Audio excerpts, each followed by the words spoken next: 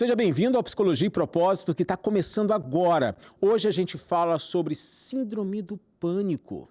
Já viveu um medo que você não consegue explicar para as pessoas? As sensações no corpo, elas explodem e você fica sem saber o que fazer? Pois é, esse é um assunto bem pertinente. A gente lida sempre com algumas coisas que geram um pouco de medo. Mas quando o medo se torna pânico e quando se torna uma síndrome do pânico? Para conversar comigo sobre esse assunto, eu tenho aqui o psicólogo clínico, especialista em terapia cognitiva comportamental, Tiago Alcântara, está aqui hoje pela primeira vez. Olá, Anderson. Bem-vindo. Obrigado. Prazer ter você aqui com a gente. Obrigado. O prazer é todo meu. Tenho certeza que esse tempo aqui, ele acrescenta crescimento, desenvolvimento e, com certeza, uma vida mais saudável a todos os ouvintes. O Tiago também é cristão, então a gente vai navegar aqui sobre uma conversa sobre a síndrome do pânico. Sim. Que atinge cristãos também, porque Claro. não é, não, eu sou cristão, não tenho problema nenhum, nenhuma doença mental, nenhum transtorno mental, nenhum problema mental. É aí que a gente se engana.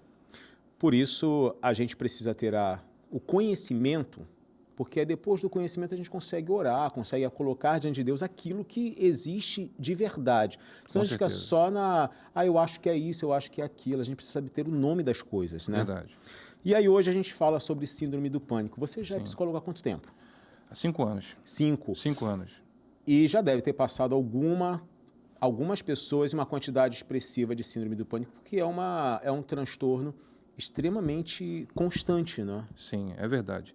Geralmente a crise de síndrome de pânico, ela é acompanhada da falta de conhecimento, né? A gente trabalha primeiramente essa questão do autoconhecimento, né? A dificuldade também de estabilidade familiar, né, também acaba agregando muita insegurança à personalidade dos indivíduos que fazem parte dessa família.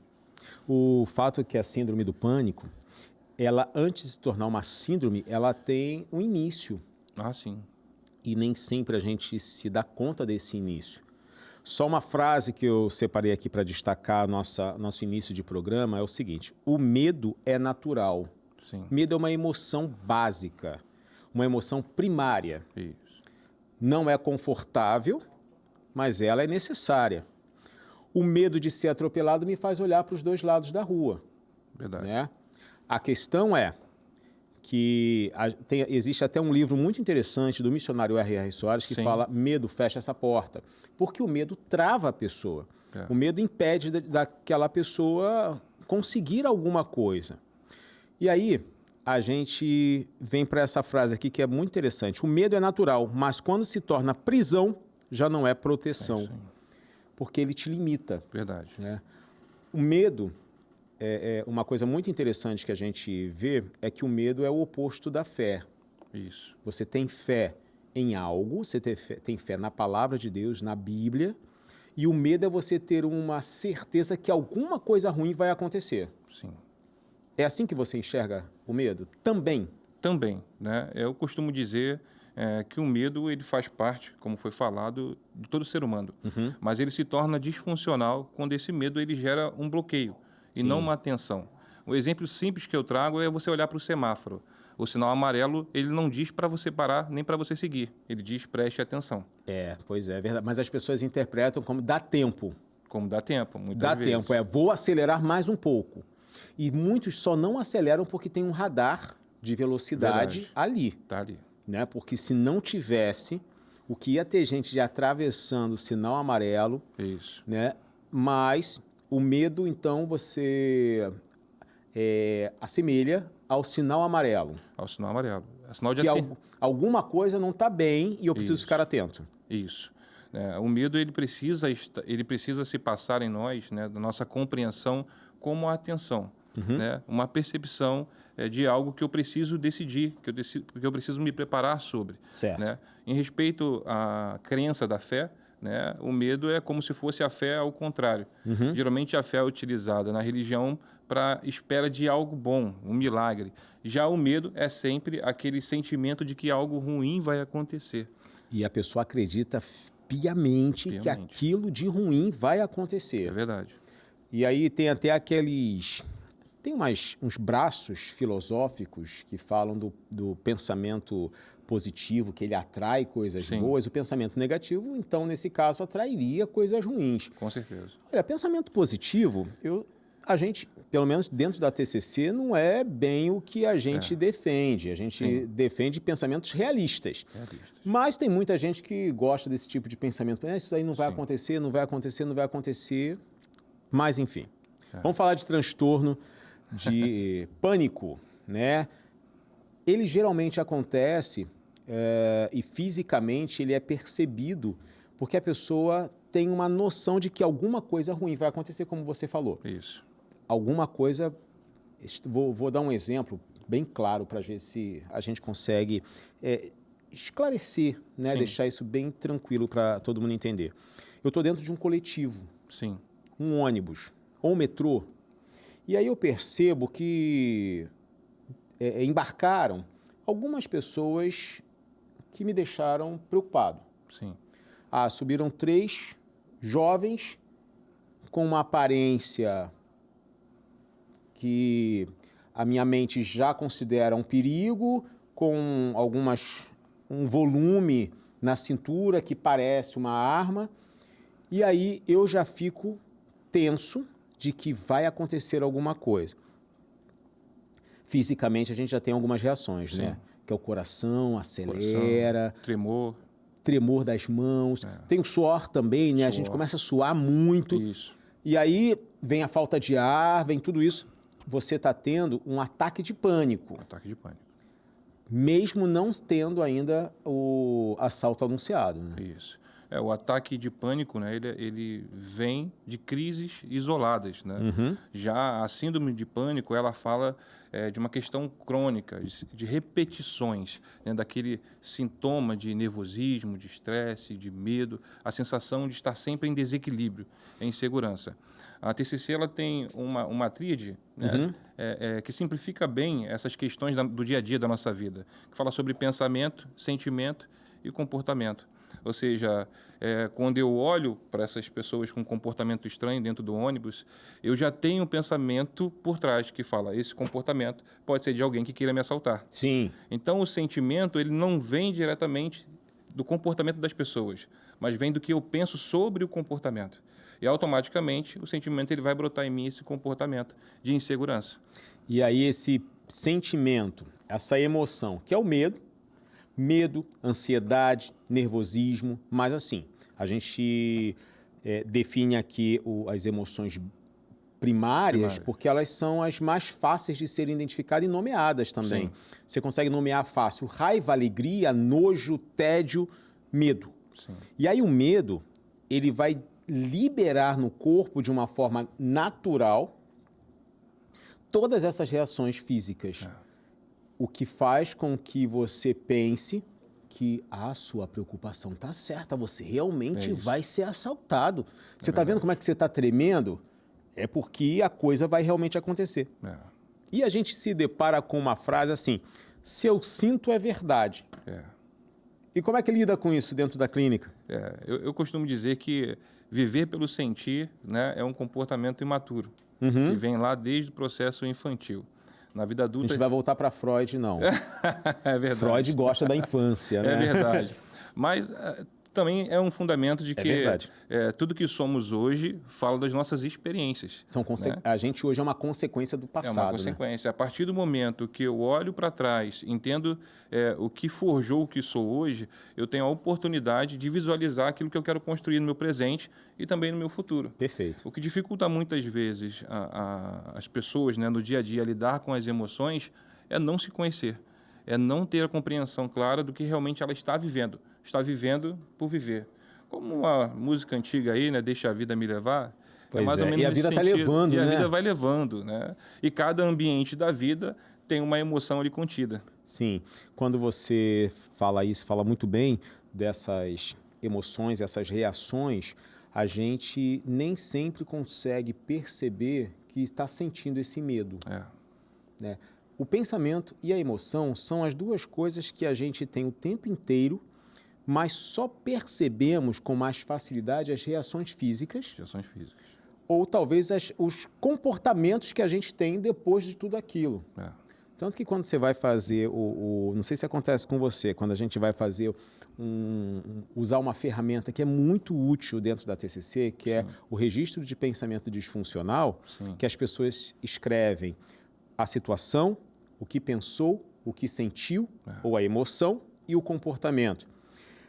Não sei se você teve essa percepção com os seus pacientes, mas com os meus eu cheguei a perceber isso. É mais fácil dizerem a emoção que o pensamento. O pensamento você tem que ir investigando para que a pessoa possa ter uma noção. Eu pensei isso. Porque é tão rápido, né? Isso. Da mesma forma como o pensamento é rápido, a emoção é startada assim, né? E aí entra o problema do pânico. Como você falou brilhantemente, né, que a síndrome do pânico é uma coisa e o ataque de pânico é outra. Como é que você difere um do outro? Então, a síndrome, ela fala de questões recorrentes e o ataque é isolado, né? O que seria recorrente é quando eu já percebo um comportamento, né, ali de ansiedade, de angústia, de medo e já determino que aquele ambiente sempre vai gerar em mim esse comportamento. Ou seja, eu aceito essa realidade. Então, isso se torna algo presente na minha vida.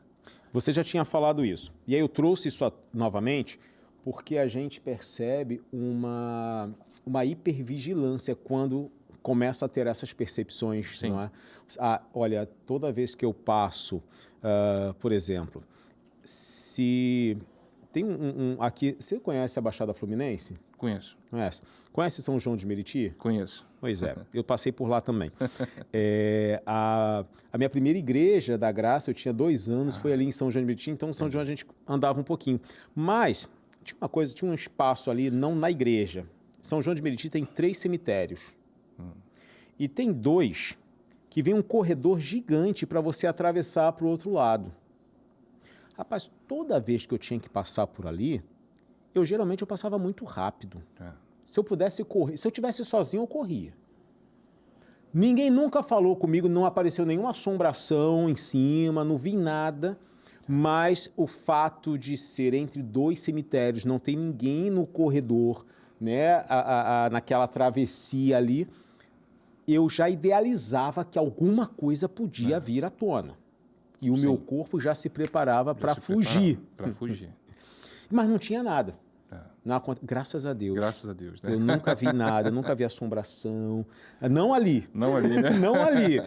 Mas assim, eu já imaginava, toda vez que eu tivesse que passar por ali, o corpo já se preparava. Já se preparava. E aí, essa hipervigilância que vem quando você traz à tona a questão do ataque para a síndrome, que é um percurso. Você pode ter um ataque de pânico, mas se aquilo ficar marcado em você, pode se tornar uma síndrome do pânico? Pode se tornar uma síndrome do pânico, porque as nossas maiores experiências, elas são marcadas emocionalmente. Né? As outras experiências que acontecem através de informações, elas só geram um impacto de transformação, de desenvolvimento, quando ela tem um significado emocional. É por isso que, geralmente, as pessoas falam sobre o que sentem e não o que pensam. E um outro ponto histórico é que, quando a gente olha para a criação, né, social, familiar, as pessoas não são criadas para pensar, são criadas para responder sim ou não, tudo bem, eu vou, faço ou não faço. Então, é sempre alguém dando a ordem, o outro só obedece. Então, de alguma forma, todo ser humano ele não é criado, né, não é construído para pensar em si mesmo, mas pensar em si mesmo no sentido do que ele precisa fazer apenas para ter uma segurança de vida. Por isso que você fala desse autoconhecimento? Do autoconhecimento. Quando a pessoa se conhece, ela consegue evitar ou tem mecanismos para combater um ataque de pânico? Vou nem falar da síndrome, vou falar do ataque primeiro. Ela já consegue combater por ter esse autoconhecimento? Espera aí, eu estou assim por conta disso, porque aconteceu isso? Isso. O processo psicoterapêutico é uma ferramenta justamente para esse autoconhecimento, onde você se percebe no seu estado atual, né, quais são as suas forças, mas também quais são as suas fraquezas, aquilo que está num processo de aperfeiçoamento. Né? Todo ser humano tem as suas fragilidades. Sim. E a partir do momento que eu tenho conhecimento das minhas fragilidades, automaticamente eu vou ter um comportamento de evitar aquele lugar, aquele ambiente. né? Mas essa evitação ela não pode ser prejudicial? Ela se torna prejudicial quando eu evito sabendo que aquilo é importante para mim. Como, por exemplo, frase, eu não consigo, não estou muito afim. Mas a verdade é que a pessoa tem medo de corresponder à situação, ou não sabe como reagir. Então, ela usa uma fala para se esquivar do que realmente ela deseja. Entendi. Por exemplo, quem já me acompanha aqui no canal, eu tenho... Eu não tenho medo, não. Eu tenho pavor mesmo de lacraia. Apareceu uma lacraia no banheiro, eu dou um passo para fora, peço a direção de Deus para poder atacá-la. Esse é um tipo de medo, e tem muita gente que tem medo de muitas coisas, né? Tem a aracnofobia, que é medo de aranha, tem tem medo de doença, que é a hipocondria. Sim. Tem vários tipos de medo. Vários tipos de medo. E esses medos, se eles me travam, e aí sim eu preciso de ajuda. Sim. O medo, né, ele é visto como uma ideia de proteção, de alerta, mas ele também, na maioria dos casos, na verdade, ele gera essa paralisia, né? Por quê? Porque a pessoa ela se sente incapaz de lidar com a situação. E às vezes é uma coisa muito pequenininha, Muito pequenininha. A barata que voa. Né? Pois é, verdade. Eu já vi gente com medo de percevejo. Né? Nossa, E a gente fala assim, que isso, um percevejinho, mas é a mesma coisa falar da lacraia. É um negócio pequenininho, né? Tem gente que mata dando um soco. Verdade. Mas isso tudo vem da nossa forma de pensar. Existe uma crença da fé que diz o seguinte, se não me engano, está em Provérbios, que assim como você pensa em sua alma, né, a sua identidade, assim você se torna. Então, quanto mais eu penso sobre quem eu sou ou sobre quem eu quero ser, automaticamente eu vou construindo isso. É porque a sua mente vai sendo ela vai abrindo, né, essas portas. Sim. Né? É como questionamento. A gente trabalha muito questionamento no processo terapêutico. Né? Eu costumo dizer, quando você aceita uma resposta, a porta se fechou. Agora, quando você questiona, a porta se abre e você fica olhando para o horizonte para tentar compreender melhor a sua situação e o ambiente, de certa forma. Perfeito. Os medos, como a gente falou aqui, de alguns tipos, existe um que está sendo bem comentado nos últimos anos, que é o agorafobia, que é o medo do agora. Não existe uma pessoa que subiu no coletivo, que transmite a sensação que vai assaltar. Não existe a possibilidade ou o motorista está dirigindo e eu tenho medo dele dormir e bater o carro. Não existe um ponto específico, mas é o medo do agora. Esse é um grande problema. Sim, é o medo do agora, né? A ideia de você não ter o controle, né? Tem relação com isso, sobre você estar à disposição do ambiente ou de outras pessoas. Mas também é algo que surge pela falta, justamente, muitas vezes, da relação paterna, que gera na criança ali a segurança. Então, quando se fala sobre medo, agorafobia, qualquer outro comportamento, às vezes, até mesmo de ansiedade, a base, o radical, costumo dizer que fala sobre a insegurança, sobre a falta de capacidade, né? Uma identidade ainda que não foi aperfeiçoada, não foi construída. Essa insegurança, ela pode ter sido rompida por alguma experiência. Sim. Por exemplo, a gente tem um medo, pânico noturno, né? Crises de pânico durante o sono, que acontece. E aí, num desses momentos, ou nos episódios, quando começaram esses episódios, enquanto dormiam, foi uma falta de validação, foi uma falta de acolhimento para tentar ajudar aquela pessoa a entender o que era, fazendo com que aquilo enrijecesse. E a gente acaba ficando muito inflexível para essas mudanças de pensamento. Um ponto importante é não termos o comportamento de ignorar os pensamentos. Se os pensamentos surgem, eles têm um fundamento, tem um porquê esse pensamento surgiu, seja durante o dia ou seja durante a noite, né?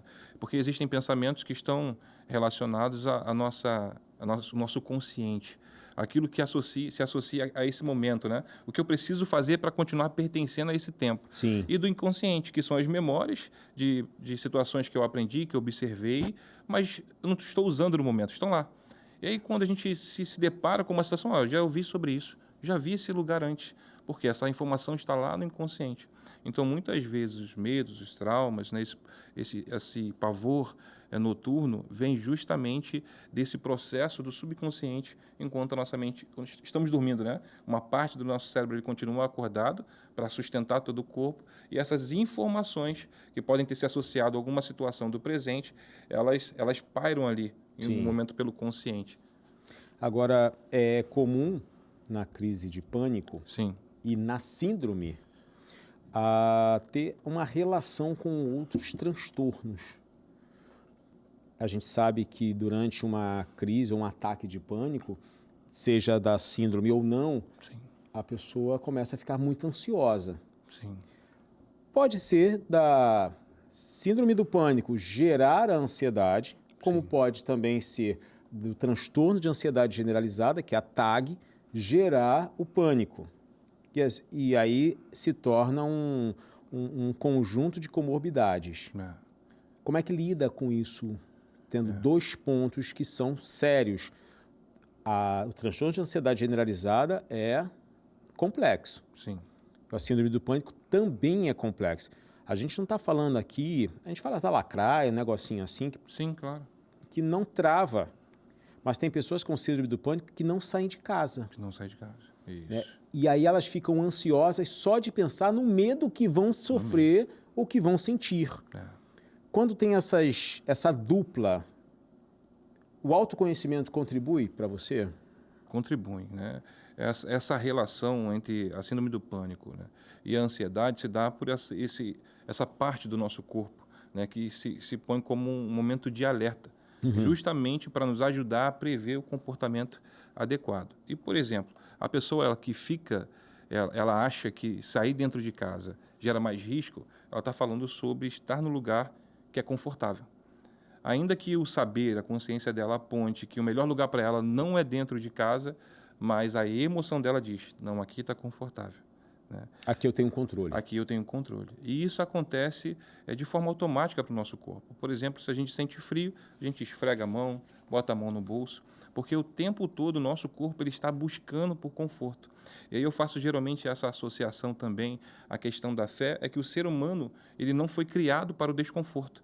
O desconforto ele surge quando o ser humano ele fere a relação dele com Deus. Sim. Então ele passa a ter várias disfunções emocionais, né? E aí ele começa a aprender a lidar com isso. Pois é, essa ruptura fez com que o mundo inteiro girasse de outra maneira, né? E aí a gente se depara com esse medo que ele, na verdade, ele é um mecanismo, como você falou, de proteção, de defesa, porque no momento em que essa emoção é percebida, ela é gerada pela nossa amígdala, libera alguns comandos para te preparar ou para correr ou para você enfrentar. E se a gente for olhar para a história, era assim que a humanidade sobrevivia. Sim. Né? Na hora de caçar algum animal para se alimentar, ou partia para cima dele ou corria. Quando precisava de comida, precisava pegou fogo, o corpo precisa se preparar para correr. A questão é uma coisa que eu já compartilhei com o paciente, é que quando você tem um ataque de pânico ou a própria síndrome do pânico já instituída, o seu corpo ele se prepara para lutar ou correr. O fato é que você não tem do que lutar nem do que correr. E você fica com aquela energia toda centrada em você. E o corpo começa a gritar. A sofrer. Porque na hora que você entra numa crise de pânico, o seu aparelho digestivo dá uma parada, porque você não vai... Gente, o cérebro é fantástico, né? Porque ele não vai botar estômago e intestino para trabalhar na hora que você precisa de energia nos braços e nas pernas. Você precisa ter sangue mais na cabeça, aqui na frente, no córtex pré-frontal, para você saber o que você vai fazer ali na hora. Não vai dar para você ficar querendo que... peraí, eu acabei de comer... Não vai. O corpo ele vai se adaptar para a fuga. O problema é que na hora do pânico, não tem do que fugir. Imagina, você tá pronto, é igual você pegar um touro daqueles, né, que fazem aquelas exposições, e você atiça o touro e não solta ele. Ele vai ficar com aquela energia toda, ele vai explodir o negócio, ele derruba qualquer pessoa. Podemos fazer essa semelhança com o nosso corpo na hora da crise, que, caramba, entrou alguém no ônibus, mas não aconteceu nada, o problema é que o corpo já ficou ativado. O corpo ele sempre vai buscar uma adaptação para a sobrevivência, né, de forma automática. E as nossas emoções, antes de estarem associadas a situações, né, externas, são frutos também, né, de uma composição hormonal do nosso corpo, uma composição química. Então, eu já tive casos, por exemplo, que uma pessoa estava tão em pânico, tão apavorada, que ela ejaculou. E nesse ejacular, automaticamente a tensão baixou, ela relaxou e percebeu que a situação não era o que ela estava vendo e reagiu de forma adequada. Existem outras pessoas que entram num sono profundo o tempo todo sem ter sono. Por quê? Porque o corpo está livrando a pessoa ali, a mente, daquela situação, daquela fixação. Como também desmaios acontecem. Sim, né? É muito comum o desmaio. A perda de memória, a pessoa parece que ela fica aérea, né? Mas é justamente uma tentativa do cérebro aliviar a pressão emocional do corpo. E aí a gente vem de um hábito, de um costume da estrutura, de que esses pensamentos disfuncionais são muito constantes em vários contextos. Vários contextos. Né? A pessoa que sofre com a síndrome do pânico, ela tende a ter uma concentração desses pensamentos disfuncionais. Catastrofização é o que mais grita, né? Mas tem vários outros. A questão é, como é que a gente faz, né? Qual é o grande desafio para conseguir quebrar a força desse pensamento e ter um pouco de equilíbrio? Ok, eu posso ficar... Bom, ele realmente pode assaltar o ônibus, mas não, eu vou controlar. Para quem não tem uma crise ou um ataque de pânico ou não tem a síndrome do pânico, tem pessoas que falam assim, subiu. Problema dele. Não vai sentir nada. Mas tem aquele que sente. Como é que faz para lidar com isso? Geralmente eu costumo associar o pensamento ou até mesmo o sentimento disfuncional àquilo que é ruim para mim. Porque possa ser que para outro a experiência seja diferente. É verdade. Então, tudo aquilo que se torna ruim para você, que se gera insegurança, medo, né? Trabalhar o questionamento, trabalhar a reflexão, né? Pensar fora da caixa, é o que geralmente vai te gerar uma ideia. Por exemplo, a situação do ônibus. A gente já se sabe qual é o comportamento que é pedido diante de um assalto. É a reação? Não é a reação. É você ceder ao que ele está pedindo ali. Não tente resolver o problema com a sua força. Isso a gente sabe e ouve o tempo inteiro. Não reaja. Não reage. Porém, na hora do pânico, isso. A coisa vai dar diferença. E o pânico ele pode vir justamente pelo valor do material que você tem, do sentimento de injustiça, né? E aí você tenta resolver com as suas próprias mãos, né?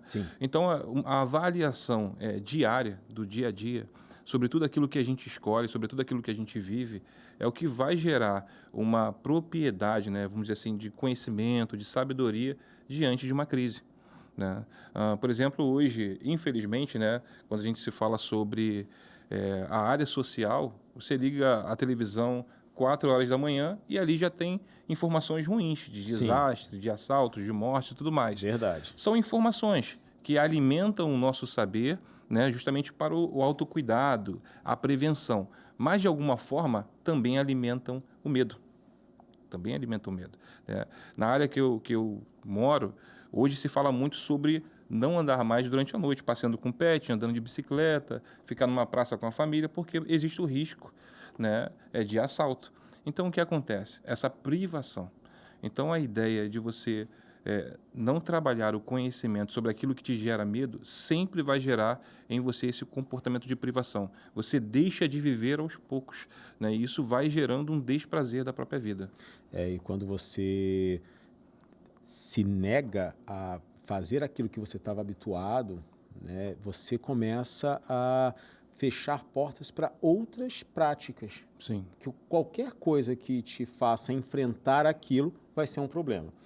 a gente lida com isso clinicamente com muita frequência. E os desafios para vencer a síndrome do pânico, Sim. lógico, a gente sabe que psicólogo não passa remédio. Sim. Precisou, a gente encaminha para o psiquiatra. Sim. Gente, não tem problema algum você ir a uma consulta com o psiquiatra para tratar a síndrome do pânico. Da mesma forma como não tem problema algum uma pessoa hipertensa ir ao cardiologista para tratar a pressão alta. São problemas que estão ali para serem tratados e resolvidos. Agora, existe um preconceito gigante. Existe. Tem pessoas que, para tratarem a síndrome do pânico, vão no neurologista, que não é o não quer dizer que ele seja ruim. Só não é a área dele. Sim. Para eu quero resolver um problema, a pessoa tem um problema respiratório. Ela não vai num pneumologista, ela vai num gastro. Ele vai saber dar um remédio? Pode dar alguma medicação, mas tratar do problema tem que ser um especialista. Tem que ser uma pessoa ali centrada para aquele problema. Então, síndrome do pânico pode ser tratado só com terapia, mas às vezes precisa também de medicação. Sim. E quando a pessoa precisa da medicação, mas tem medo, já que o medo é a emoção mais forte, como é que ela faz? Então, a busca, né, de informação, de uma rede de apoio, vai te ajudar nesse processo de aceitação dessa fase, de iniciar o processo medicamentoso, né? Colhendo também experiências de outras pessoas que passaram por isso. Porque o remédio, né, ele vem justamente para ajudar nessa regulagem, né, interna do nosso corpo químico, do nosso corpo físico também. E o processo psicoterapêutico, ele vem para ajudar justamente a trazer ali o conhecimento, o equilíbrio da situação em si, para que a pessoa também no futuro, ela não precise mais da medicação. Mas a medicação ela é um apoio para o processo terapêutico. O fato da medicação, você falou uma coisa muito interessante, que é um processo químico, né? Quando quando o indivíduo está com um ataque de pânico, ela tem uma liberação de hormônios como adrenalina, noradrenalina, acetilcolina, que é uma pancada no corpo. Isso. Fora cortisol, que vai deixar uma pessoa muito estressada. E aí você está na terapia. Sim. A terapia vai te ajudar a identificar o pensamento disfuncional. Sim. Você vai perceber que você está catastrofizando a coisa. Sim. Só que a terapia, ela talvez para aquele indivíduo não vai conseguir normalizar os hormônios só fazendo questionamento socrático, só buscando as evidências daquele pensamento. É o que a gente costuma fazer muito, né? O pensamento que vão me assaltar. Tá, mas qual é a evidência que ele vai me assaltar? Eles sentaram dispersos no ônibus, eles estão se entreolhando, eles estão falando alguma coisa? Não. Então não tem evidência. Pode ter o assalto, que os caras estão cada vez mais espertos, né? Sim. Mas assim, não tem evidência. Ok, o problema todo é que a síndrome está tão intensa, os ataques estão tão fortes, que a quantidade de hormônio que o corpo libera pode não ser contido por essa busca de evidência, por esse questionamento. E aí é necessário o medicamento. Sim. Mas ele não vicia. Não vicia. Mas é um medo muito grande que as pessoas têm. Principalmente quem tem síndrome do pânico, tem medo de tomar remédio para não ficar viciado no remédio, dependente do remédio, e também não ficar assim, não, vou ficar muito grogue, não quero tomar essas coisas não, porque eu tenho medo de remédio para a cabeça. Essas são uma das dificuldades da superação, né, na crise de pânico. O medo do medo. Quando as pessoas elas têm medo, né, do que podem fazer tanto para melhorar quanto que não pode dar certo, no sentido de não dar certo, né, e vão levar muitas vezes a mais uma frustração, a mais um fracasso, né? Então existem também comportamentos que são simples, que trabalham assim, até na ansiedade, que é o processo de respiração, né? Você inspirar, soltar o ar até 6, isso ajuda um pouco, porque de alguma forma você está trocando o seu foco, você está dando atenção a outra situação. Então, quanto mais eu dou atenção àquilo que me gera estresse, ansiedade, medo, mais isso se expande, mais o meu corpo sente. Quando eu decido trocar o foco minimamente por uma respiração, automaticamente eu estou exercendo um autocontrole interno.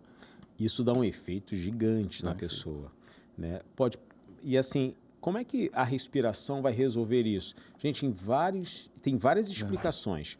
A do foco, que você para de pensar naquilo e passa a pensar na sua respiração. Vamos dar um exemplo bíblico disso, que eu acho muito interessante que você falando. Me lembrei de quando Davi e Golias teve o embate dos dois. Até Davi acabar com Golias, as pessoas falavam muito de Golias. Sim. E Davi, ele sempre se colocava dando uma resposta de que quem é esse incircunciso que fala do exército do Deus vivo? Isso. A atenção de Davi ali estava muito mais focada em Deus do que no Golias. Diferente de todo mundo, inclusive do rei Saul, né? Todos ali estavam vendo que Golias era muito forte, era homem de guerra, valente, enfim, era um cara que gerava temor em todo mundo, mas Davi, ele tinha essa condição, ele conseguiu isso. Não, peraí, eu conheço Deus, Golias eu não conheço. A respiração, ela faz muito, não estou falando que a respiração é Deus não, tá, gente? Estou deixando claro. Estou trazendo aqui um exemplo de que como a atenção pode mudar. E aí você vai fazer uma respiração e você vai prestar atenção no ar que você respira e você solta. Isso realmente tira a tua atenção daquele problema e coloca só no ar que você respira. E aí, biologicamente, tem um outro efeito. Um outro efeito. Porque quando a gente está muito ansioso, tem o taquicardíaco, né? Tem a aceleração e a respiração fica ofegante, você puxa muito ar e solta pouco. Solta pouco. Você fica com muito oxigênio dentro de você e solta pouquíssimo gás carbônico. Com a respiração, e geralmente uma das técnicas é que a sua expiração, na hora de você soltar, você solta mais tempo do que quando você puxa. Isso. Aliviando essa tensão. E pode parecer brincadeira, né? Mas isso traz um equilíbrio. Porque automaticamente você começa a regular seu batimento cardíaco. Né? E o coração ele é responsável por fazer correr o sangue por todo o corpo. Logo, se o meu batimento cardíaco está acelerado, todo o corpo está sofrendo um estresse, uma pressão maior sanguínea. Exato. Então, todo o meu corpo ele vai estar disfuncional. Né? Um pequeno exemplo desse de Davi é que a crise de pânico ou de ansiedade também está associada justamente a essa questão do senso de capacidade. Quando Davi ele chega, né, o irmão dele vem ao encontro e questiona ele sobre o motivo de ele estar ali, porque ele não estava cuidando das poucas ovelhas. Ou seja, aquela relação, mesmo que fosse familiar, estava tentando ativar em Davi a incapacidade de fazer parte daquele grupo. Você ainda é um menino, né? Você ainda é um menino, né? E ainda assim, o foco de Davi estava em resolver o problema. Então, essa é uma chave, né? Onde você colocar o seu foco, né, vai trazer para você o resultado. E quando a pessoa não faz o tratamento? Tem pessoas que têm preconceito com psiquiatra, a gente já falou sobre isso. Mas tem outros que têm preconceito com a gente, psicólogo. Acha que psicólogo é médico de maluco.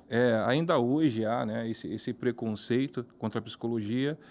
E acontece muito mais com o sexo masculino, né, com os homens, porque somos criados com essa ideia de força, de tudo resolver no grito, no esforço. Não preciso da ajuda de ninguém.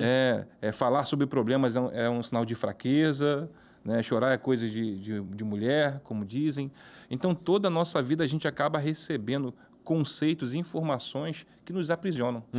Essa é a verdade. É por isso que a maioria dos adoecimentos emocionais que acontecem mais nos homens, porque as mulheres elas têm mais facilidade de buscar o apoio, a rede de apoio, de conversar, de trocar uma ideia.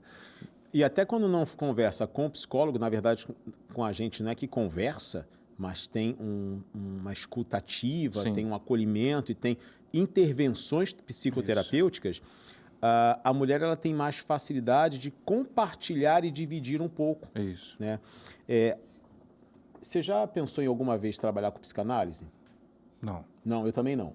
Mas sei que a psicanálise tem uma grande ferramenta dela, é a cura da fala. Sim. Que você, quando fala, você começa a se esvaziar e Isso. aquilo traz uma regulação. Sim. Não posso falar muito tecnicamente porque eu particularmente não conheço. Sim. Eu não me especializei em psicanálise.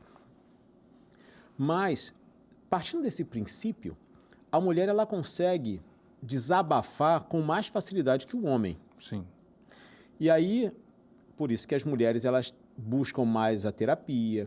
Quando não tem o psicólogo, porque às vezes não consegue, conversa com uma amiga. Né? Gente, não é a mesma coisa, tá? Não é. Só deixando claro isso. É verdade. Mas o fato de botar para fora. Estou falando isso porque o homem realmente tem uma dificuldade gigante, até de compartilhar a dor que ele sente com um parceiro de trabalho, um colega de trabalho, um colega, um vizinho. Não, o que ele vai pensar de mim? É verdade. E aí fica calado. A Bíblia fala que no calar dos lábios há sequidão dos ossos. Aí a pessoa vai secando por dentro e não entende o porquê.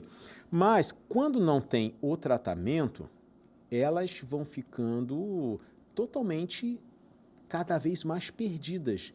Porque é como se fosse uma nuvem que cerca a pessoa e essa nuvem vai ficando cada vez mais densa. Ela não consegue ver futuro nem expectativa, não é? É só uma sinalização que realmente, né, a conversa com um amigo, com um parente, ela não é a mesma coisa de uma conversa no processo psicoterapêutico. Não, porque não cada pessoa ela vai compartilhar sobre o assunto diante das informações que ela tem. Então, você pode estar conversando com alguém que está te acolhendo naquele momento e, de certa forma, isso resulta num bem, porque o acolhimento fala sobre se sentir amado, né, se sentir percebido, e por isso que acontece uma melhora, mas não deve ser a busca principal. A busca principal deve ser... E eu tô mal, vou ligar aqui para o meu amigo e vou É. ficar conversando. Gente, não... Sabe por quê? Ele não vai fazer intervenções baseadas em evidência. Ele vai fazer intervenções baseado na sua história com a da outra pessoa que ele também conhece. E ele pode tomar um partido. E outra, ele não teve a estrutura, a formação para conseguir a gente não orienta, mas que ele não vai conseguir ajudar você a perceber o caminho que você tem que seguir. Ele vai te falar apenas o que ele aprendeu na vida, o que ele... relaxa, deixa isso para lá, sai de casa, atrai mesmo. Para ele pode ser isso. Agora, um profissional da psicologia, se você vê um psicólogo ou psicóloga falando isso como se fosse um amigo, atrai mesmo, sai de casa, abandona. Faz o seguinte, Desconfia. termina a sessão, sai e bloqueia no seu celular e vai procurar outro, tá? Por favor. É verdade. Mas a falta de um tratamento pode piorar ainda mais a síndrome, não? A síndrome, né, ou qualquer outro tipo de transtorno, né? Quando não há o tratamento adequado, acontece uma piora, porque você vai diariamente viver os sintomas. Esses sintomas eles vão trazer comportamentos específicos, né, que podem surgir outros transtornos, né? Como tanto se fala na depressão, né? Que fala sobre esse desvalor da vida, desse desprendimento, né, de pertencimento, seja as relações familiares, sociais, questões profissionais, né? E isso surge justamente por essa falta. Sim. Essa falta emocional de não se sentir preenchido, de não se sentir completo. Então, é muito importante não se permitir vivenciar qualquer sentimento que surge para você como algo disfuncional, algo ruim, por muito tempo. Né? Se você se percebe repetindo o mesmo pensamento, né? O mesmo sentimento ali, aí você vê que é o comportamento, corra. Corra, busca apoio, para que você não gere uma crença que essa realidade disfuncional é a sua realidade. Porque a gente não foi criado para viver uma vida de sofrimento. Ao contrário, fomos criados para viver uma vida abundante. Agora, e quando a família percebe? Porque às vezes a gente pode ter dificuldade para perceber, olha, eu estou com pânico. Tem uns não. Tem uns que tem tanto pânico do pânico que vai procurar na internet, joga no chat GPT e aí vem as respostas. Mas estou falando de quando a pessoa, ela até sabe, ou não, mas a família em volta, os colegas de trabalho, os amigos, esposa, marido, filhos ou pais que percebem isso. O que você orienta para os seus pacientes ou para a família dos seus pacientes que podem ajudá-lo numa situação dessa? É a percepção de que, na verdade, o indivíduo ele precisa de um apoio emocional. Né? A informação é necessária, mas através de um profissional, de um especialista. Né? A família ela precisa acolher. Né? Então, ela precisa, vamos dizer assim, né, o que não dizer. Para de mimimi, está querendo aparecer. Não julgar, né? Não julgar, né? E que geralmente, pode ser que em alguns casos, o familiar ele tem essa fala com o sentido de despertar a pessoa. Olha, você não é essa pessoa, acorda aí, para com isso, para de frescura. Levanta, vamos embora. Levanta, mas olha a sua responsabilidade, olha o que você tem que conquistar. Mas isso surge como efeito ao contrário, onde acaba acrescentando na pessoa uma maior incapacidade. Nossa, se ele está falando para eu levantar e eu não consigo por conta desse negócio, eu sou realmente um fracasso, né? Eu não consigo lidar com isso. Todos falam que eu sou e que eu posso, mas eu não consigo reagir. Se as pessoas estão vendo que eu sou capaz suficiente de lidar com isso e eu não consigo, nossa, eu sou até uma mentira. Isso é mentira. Surge uma nova crença. Pois é. E aí ela se perde na sua identidade.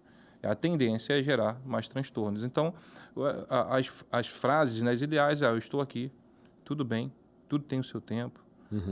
Isso vai... Mas as pessoas têm um pouco de medo de falar, olha, tudo tem o seu tempo, vai com calma, não precisa ir agora. Porque as pessoas têm aquela a aflição de se eu falar isso, aí que não vai sair mesmo, aí que ele não vai se levantar, aí que ele não vai despertar. Percebe esse medo nas pessoas de terem essa fala? Geralmente, a nossa fala com o próximo está relacionada pelo que pensamos de nós mesmos. Né? Eu costumo dizer que a gente anda num fluxo de que fulano de tal fez isso para mim e eu fiquei triste.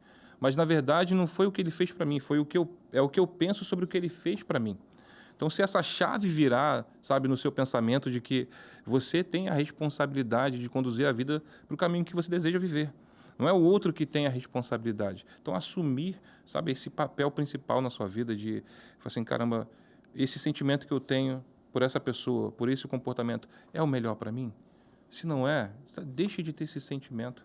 Tá aí. A questão é que a gente tem uma facilidade muito grande de julgar, principalmente daquilo que a gente não vê. Por exemplo, você tem na sua família uma pessoa que tem uma deficiência física. Sim. E aí você não vai falar, ela tem uma dificuldade de locomoção, faz uso da cadeira de rodas, você não vai falar assim, ó, vamos embora, corre lá e pega. Você não vai falar isso, porque vê. Sim. Mas a síndrome do pânico, como ansiedade, depressão, são transtornos e problemas que às vezes não está nítido, não está estampado na testa, né? E não tem uma prova física palpável. E aí muitas famílias, ao invés de ajudar, invalida aquilo e a pessoa fica cada vez pior. E aí causa o isolamento, que é um passo grande para a depressão. Quanto maior for a falta de vínculo, né, num relacionamento, seja ele familiar, profissional, qualquer tipo de relacionamento, né, menos percepção vai ter dessa mudança, desse comportamento. Existem informações claras sobre um comportamento de isolamento.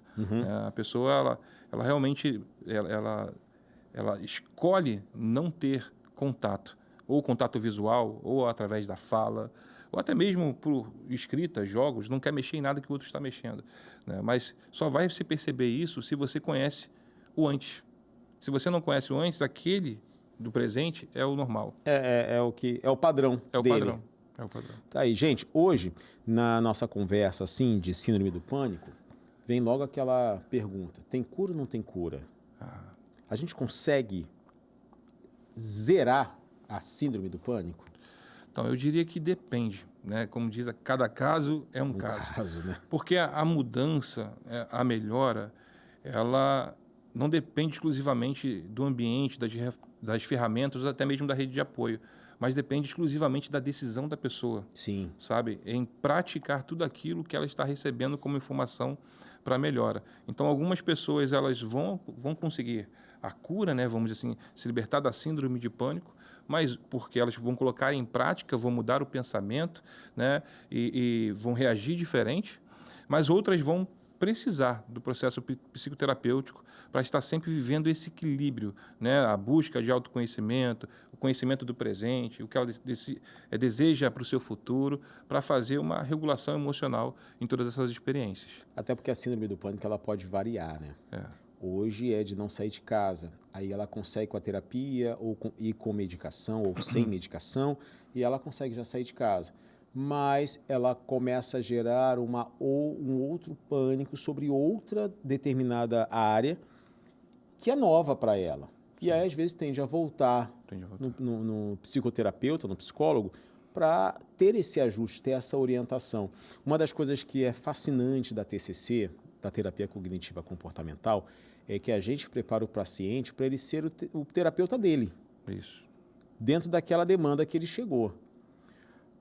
E a gente tem uma vontade muito grande de dar alta para o paciente, para que ele, poxa, aprendeu, conseguiu, vai lá. Sim. Mas isso não faz com que ele nunca mais vai precisar do psicólogo. Não, surge algo novo na vida dele, algo que ele não está conseguindo digerir, aí ele pode voltar para aquela situação. Só que ele já volta com uma bagagem muito boa do que ele já aprendeu, do que ele já fez. E aí a gente vai galgando. Bom, tinha muitas outras coisas que eu queria conversar com você sobre a síndrome do pânico, mas hoje a gente vai ter que ficar por aqui. Tiago, diz para mim, como é que faz para, se alguém quiser seguir, você usa Instagram? Usa Instagram. E aí, se alguém quiser falar com você, pode chamar no direct. Isso. Qual é o seu Instagram? Fala o psicólogo Tiago Alcântara. Né? Lá tem um link na bio, né? E você pode acessar, que vai cair para WhatsApp, a mensagem para a gente entrar em contato. Tiago com H, tá, gente? Quando for colocar lá. Psicólogo Tiago com H Alcântara. Muito obrigado, Tiago. Foi um prazer igualmente ter você aqui, receber. Parabéns pelo seu trabalho, pelos anos aí que você já está levando a psicologia com a bandeira mesmo de ajudar as pessoas a alcançar essa saúde mental. Que Deus te abençoe muito. Amém. Obrigado. E você de casa que acompanhou com a gente o nosso programa de hoje, pode seguir lá Anderson Nascimento Oficial. Vai ser um prazer ter você ali no Instagram e você pode fazer sua pergunta, deixar lá seu comentário, inclusive sobre esse programa. Eu quero agradecer a sua audiência e dizer, gente, síndrome do pânico existe. Cabe a gente se vai enfrentá-lo ou ficar com medo e deixar a vida passar, mas do lado de fora da janela da nossa casa. Uma frase para a gente fechar. Não é o que acontece com você que o define, mas como você reage ao que acontece com você. Essa frase não é minha, é de Epiteto. E que a gente possa pensar. Tem coisas que a gente não sofre na vida que a gente não tem como mudar. Mas o que eu faço? Como é que eu reajo a isso? Isso sim, está no poder da nossa decisão. Obrigado pela sua audiência. Esse foi mais um Psicologia e Propósito.